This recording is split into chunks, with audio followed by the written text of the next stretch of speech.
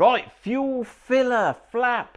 Apparently there's all hoo-ha around and kerfuffle. So people have said to me they bought their car, their Land Rover Defender, and the fuel flap doesn't lock. And I'm going, oh, must do, mine does. And they said, can I buy a lock-in fuel cap? Like old school, like one of these with a key. I thought, you don't want to be doing that. That's like going back in time. We're supposed to be progressing. Right, so I thought I'd have a look, just because I do.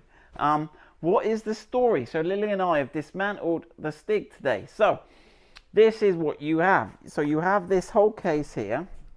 Now, if you've got AdBlue or other stuff, it may be slightly tricky. Bear in mind, ours is a mild 2 litre, not mild, a lowly 2 litre petrol. So that's what we've got. So we've got the filler flap, and now this is just held in by these little springy clips here. Can you zoom in on those, Lily? Boop, boop. So you've got 4, and they actually coincide with these funny little dots here. But how did we get to it? We just loosen this plastic wheel arch liner here, and then look, you will see my hand appear. It's like one of those magic tricks. Ta-da! Right. So by putting my hand out, I pushed on these, pulled that out, and you have to close the fuel flap, didn't you? And it sort of came out that way. It is still connected by what looks like a sort of drain pipe for spilled petrol.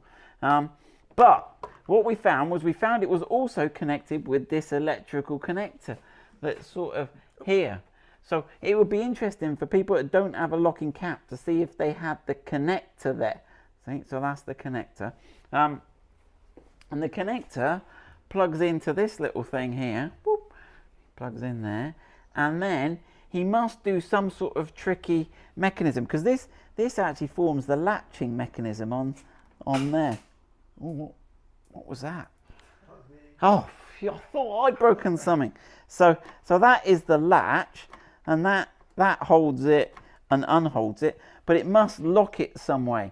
So, and there's only 2 pins used, and it fires a positive signal that way to lock it, and then it goes the other way and fires it to unlock it. So it's a simple solenoid, and this clips in here, doesn't it? Let me get this the right way round. That went in under there, didn't it? Yeah. And it sort of went against this spring. Can you see the spring on the right of the picture there? And it's genius, and that all just clips in.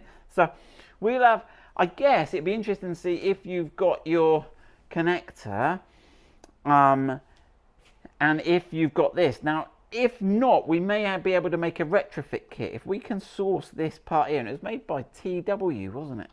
I mean, I'll whip that off. I'll put that on the I'll put a picture of it on the screen now.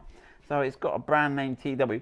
If we could buy these, I wonder if you could retrofit these in the future by clipping that in, and maybe I could make a little wiring kit. I've got a cunning idea of how we could tap it into somewhere, and then it could trigger that, and we could retrofit lock-in if you live in a high-risk area like Cirencester. Not really. Cotswolds doesn't do stealing fuel, does it? Not really. Not really. Right, there you go. Just a little insight into locking fuel flaps. That might help you with something or other. There's actually a poop ton of space in there. There's loads of space. Can't really see, but you get Lily's hand in there. Look. Right, I hope you find that interesting.